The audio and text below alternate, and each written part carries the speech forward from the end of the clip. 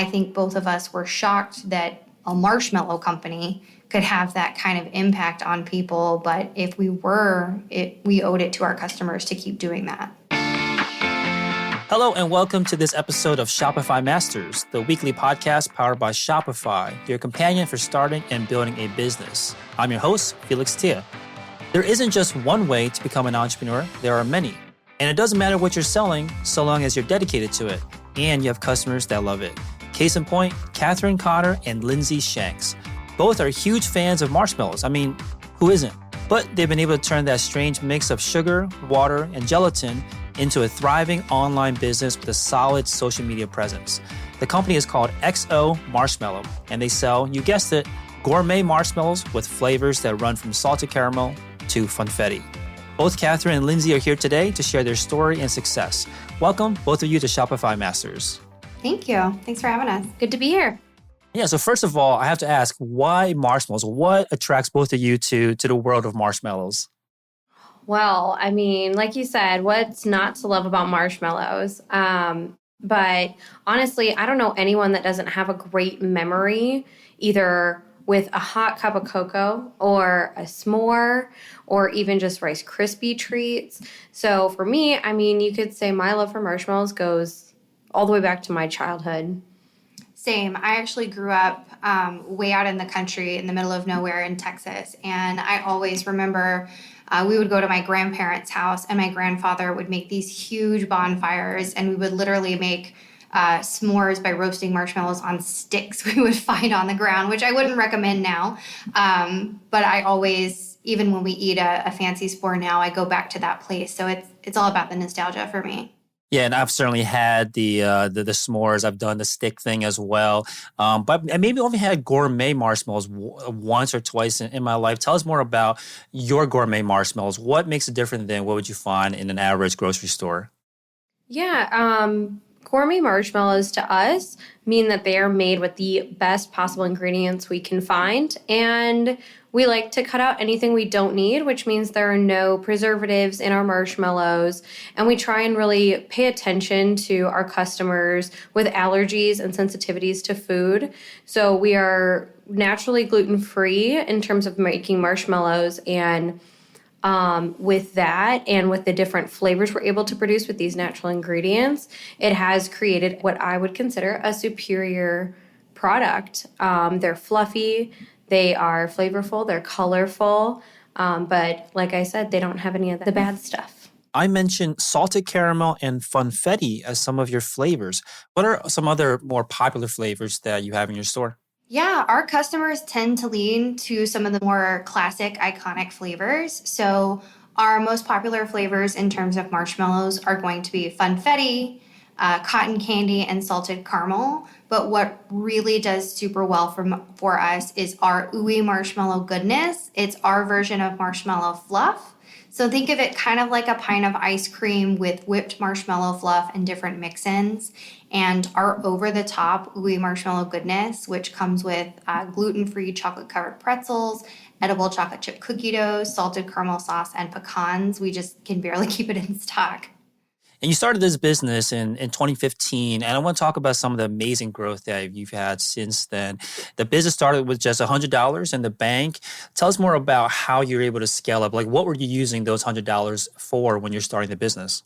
We've started with $100 each in the bank, so $200. And we kind of joke around about Kat likes to strategize everything, and I like to move really fast. So we kind of sat down, and Kat was like, we should consider putting together a website and kind of figuring out where we're going to use this money. And I was like, no. I've already put together the website. We have about 30 orders, like time to go. So the first initial money we used was really to experiment with packaging and to just fund the initial orders that were coming in. So 30 orders, you had a website going already. Where did these customers come from? Social media, primarily. And some friends and family, they were kind of curious to see how we were going to pull it off. Yeah, so I want to rewind a bit. So you already had a social media presence before launching the business. Was it focused on marshmallows? Like what was the social media presence that you had? Yeah, so Kat and I actually met before we launched XO Marshmallow, and I was running a pop up shop for my business then called the Trendy Sparrow. And Kat was working for me and experimenting with making marshmallows. We decided to sell them in the shop to see how they would do. And by the end of the shop, my mugs and her marshmallows were the number one best-selling product. So we had already cultivated a bit of a following just from that pop-up shop alone. And people kept asking, okay, when the pop-up shop ends, where am I going to be able to get these marshmallows? And Kat and I decided to become business partners, start the online shop, and the people we had met through that process were pretty much instant customers.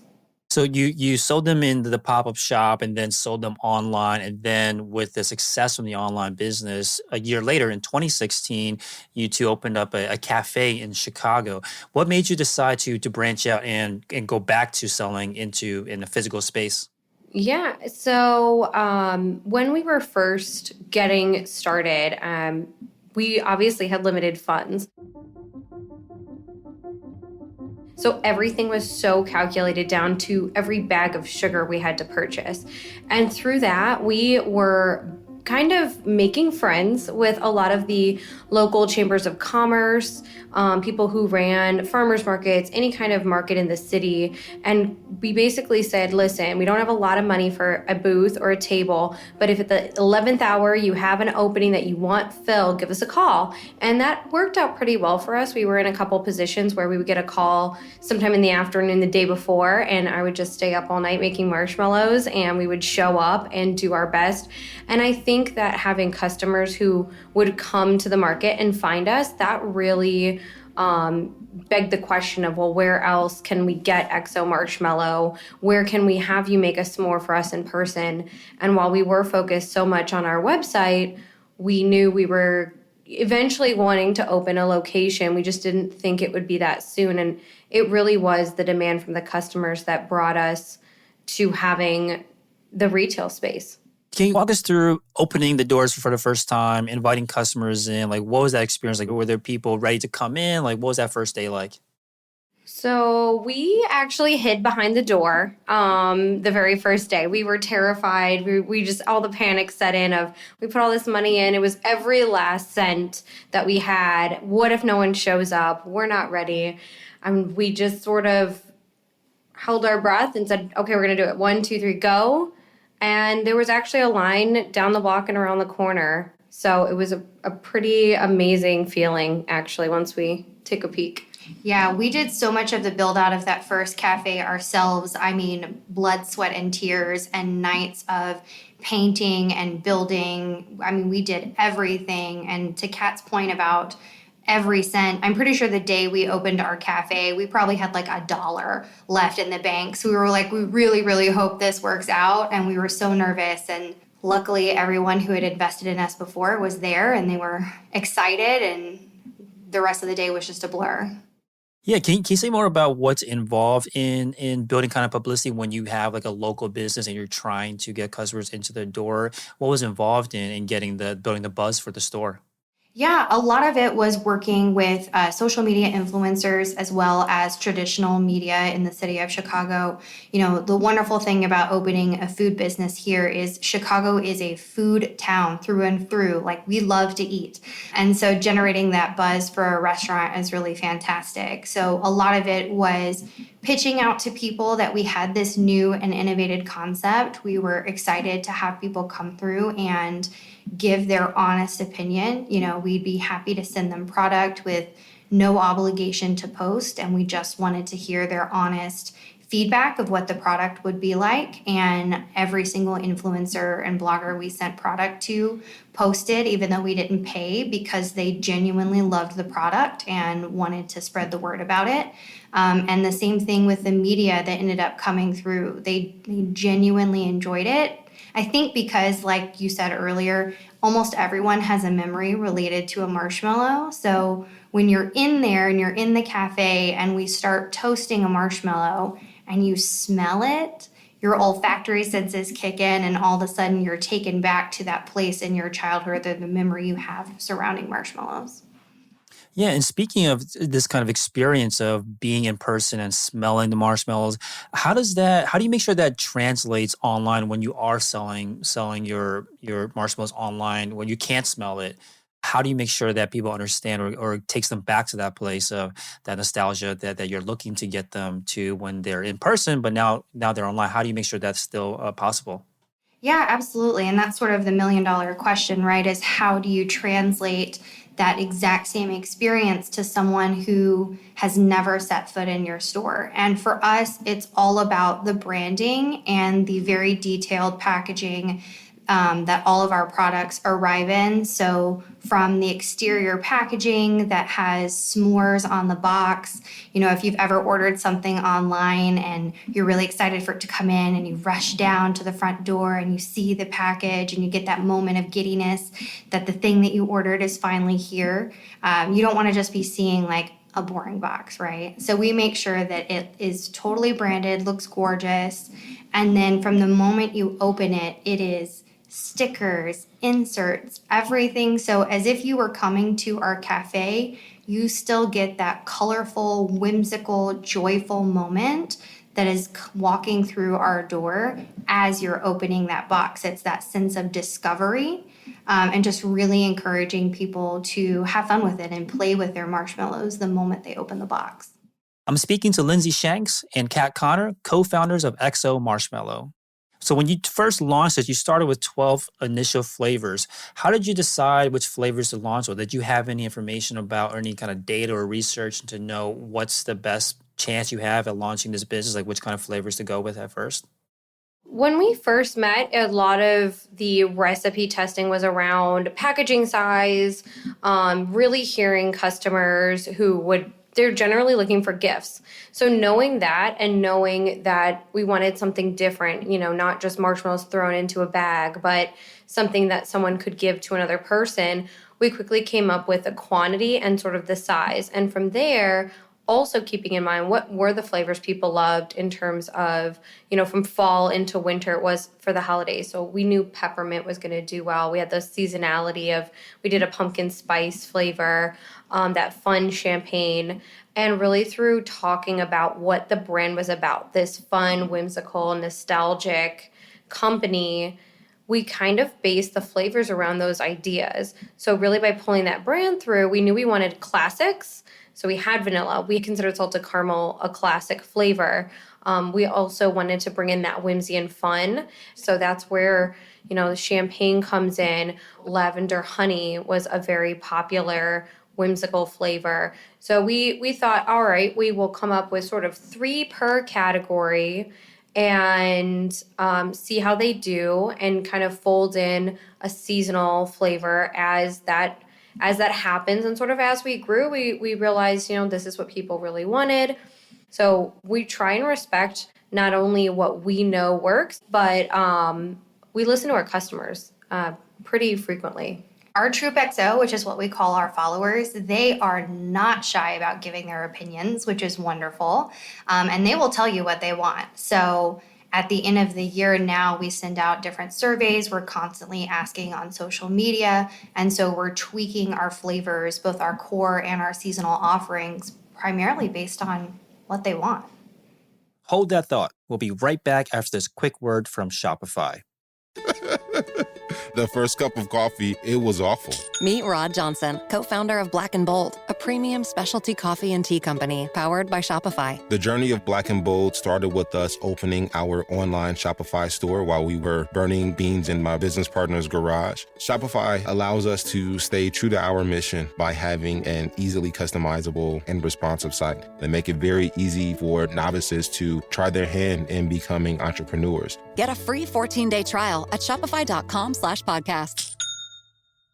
You mentioned something earlier, which was that the packaging was very purposeful in that it was built for gifting, not just, a bag of marshmallows that you buy at a store and just kind of rip open when you get home and snack on. How did you know that was the kind of angle or the approach that you should take? Honestly, from my experience with my first business and listening to the feedback from people at a clothing boutique, people were constantly looking for something unique and giftable that they couldn't find anywhere else.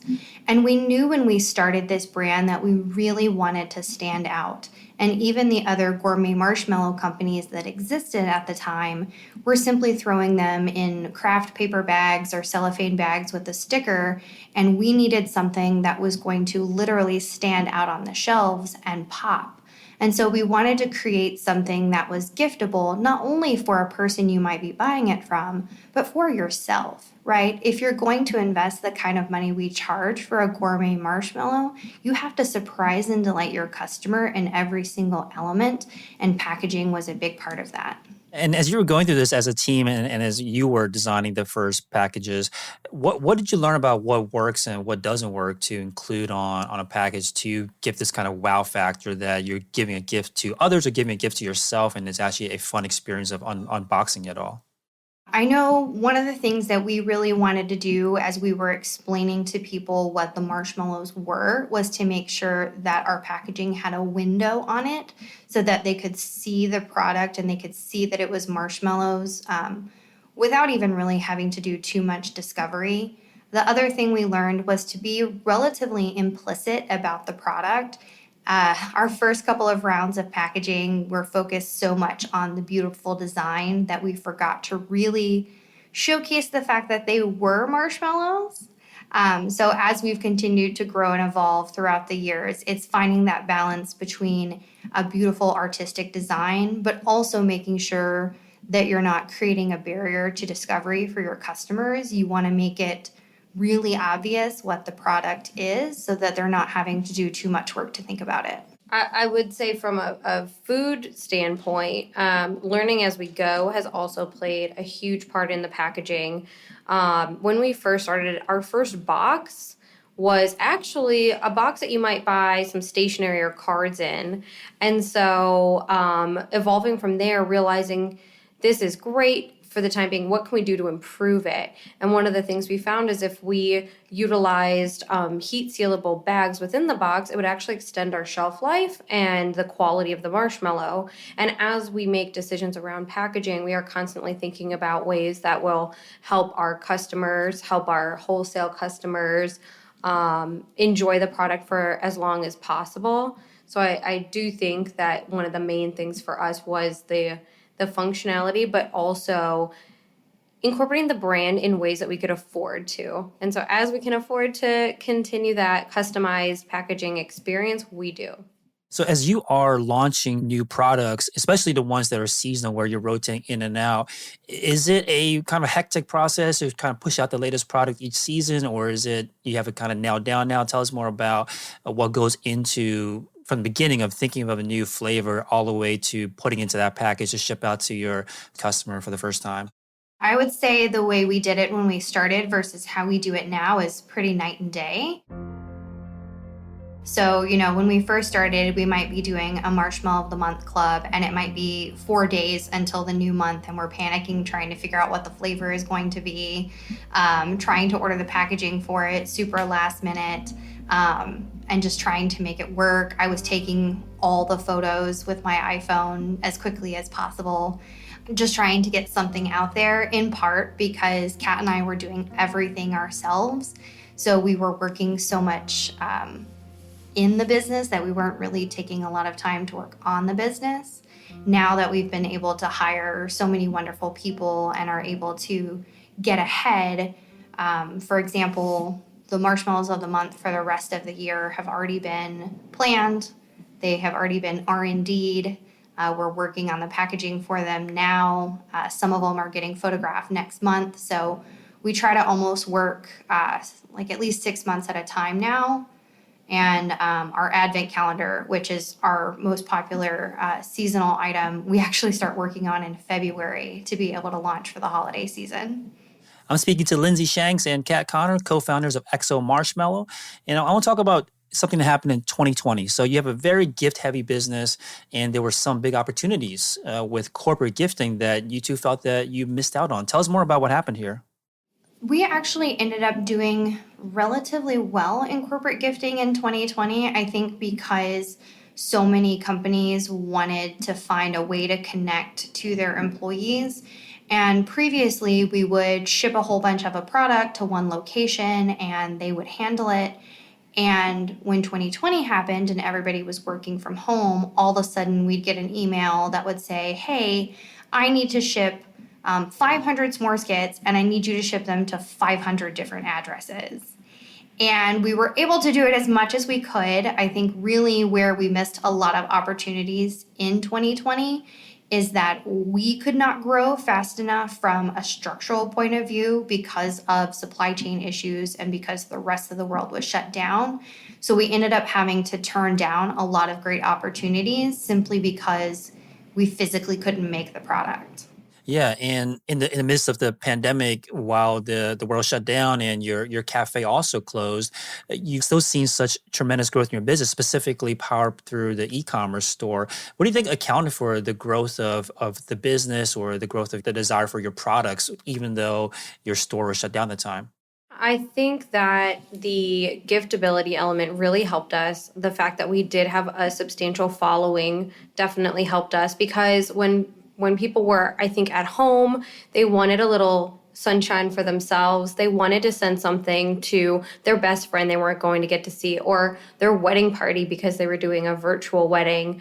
But also something surprising I think we found out was that our wholesale accounts, the boutiques, the other people all around the country who had to pivot because of COVID were able to sell our product pretty quickly. And we got a lot of messages that said, your products are the only thing that's moving for us. So we need to place an order. We need to place it now. So our wholesale accounts really grew during that period as well. Yeah, and to add to Kat's statement about people just wanting to feel a little sense of joy at home, when 2020 and COVID happened, we really took the time on our social media accounts to truly connect with our customers. We were on Instagram stories, we were on Instagram Live a lot, just honestly talking to people and trying to spread as much happiness as we could. We actually started doing these daily moments of joy where I would every morning write down something I was grateful for or something that we had an opportunity to be grateful for and shared it with everybody. And we started getting messages from people that were like, this is the only thing that gets me through my day.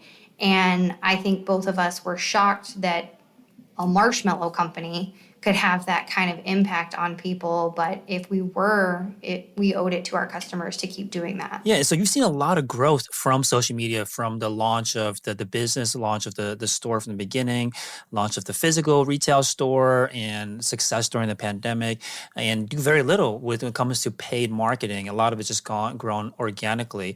What do you think has been the secret to kind of creating the content that allows you to build a business without having to pour money into ads? Yeah, I think it ultimately boils down to community. Our community has always been extremely supportive and has always been people that we lean to in times where the business is struggling or in times where we don't know what to do. We have made listening to our customers such a core tenet of our brand from day one, and I think they feel that. And because we listen to them, not only in terms of responding to their comments or messages, but truly listen to them in terms of creating new product or changing existing product, that they have continued to support us. And one of the things we see on our posts on social media is they get a lot of shares. And so I think our customers, our followers are really excited about our product, and that word of mouth is now word of mouth in the social media age. And I think that we've done a really good job of creating a community that wants to share our product. In this group of loyal customers called Troop XO, what do you think brings them to talk to each other, right? Because if you're building a community, it's not just you talking to them, but like, are they also talking to each other, like being involved with each other inside the community? I think so. I mean, we see it quite a bit on Instagram and quite a bit on TikTok, where our customers are engaging with one another, especially if somebody has a comment about a flavor, whether positive or negative. You get almost little debates in there sometimes of, oh, I don't like this flavor. No, how dare you say that? This is my favorite flavor. Always in a respectful way, of course. And they sort of create that engagement on the page. And so it's really interesting to see, where people are really excited. Like I said, our customers are not at all shy about giving their opinions. So it's nice to see when they give it to each other. And speaking of TikTok, you're now quickly approaching 1 million likes on your videos on TikTok. For someone that's starting out specifically on TikTok that's looking to grow their business, tell us about how do you get started? Like what advice do you have to get to the point that you two are at today? Yeah, in terms of growing your TikTok following and just getting started on TikTok, it is just get started, right? It's not the same as Instagram. Your post doesn't need to be perfect. Your post doesn't need to be stunning. It just needs to be authentically you. And for a long time, I was afraid of being in front of the camera, and I really have shifted that quite a bit. And I answer a lot of questions on TikTok openly and honestly, and sometimes those videos get the most engagement. So I would say just post, and post a lot. I mean, I now post anywhere from 3 to 4 times a day on TikTok. And so we see a lot of growth from that. If you have recorded something and you're thinking to yourself, like, this is stupid, no one's going to like it, I'm not going to post it. I don't care. Post it anyway, because chances are people really like it. I posted a video yesterday of the fact that I was trying to get a video of our OMG piping, and it screwed up at the very end. We ran out of fluff, and it was this very awkward moment. And I ended up posting the video, and it's doing so well because the comments are like, perfect is boring, this is amazing. What's next for XO Marshmallow? What do you have sights on next for the growth of the business? What don't we have our sights on? I think when you're first getting started, you'll say yes to just about anything. Even if it means staying up all night or calling friends and family for backup support or like midnight runs to whatever you need to do to get it done.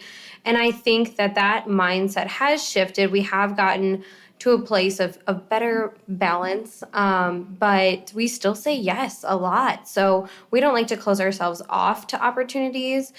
For the future for XO, we do see ourselves growing. I think that coming out of this pandemic has left us sort of open and grateful for what we have. We are working on opening our new cafe location pretty soon. So that'll be an exciting journey. That'll be in the Lincoln Park area in Chicago.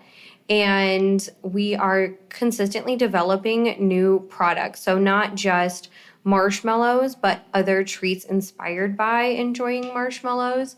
Right now, we have a new OMG that's come out, banana pudding, and it is delicious if you're a fan. And from there, we are just also continuing to try and plan ahead where we can. So while we can't predict what the next absolute big flavor might be, we know that we're going to have that moment with marshmallows. We're going to get there. Yeah, take over the world, one fluffy marshmallow at a time. Thank you so much for joining me today. Lindsay and Catherine, co-founders of XO Marshmallow. They make handcrafted gourmet marshmallows that come in different flavors and playful packaging. Thanks to you both. Of course, thank you. Thank you. And that's all the time we have this week. Come hang out with us next time on Shopify Masters. My name is Felix Tia, and take care.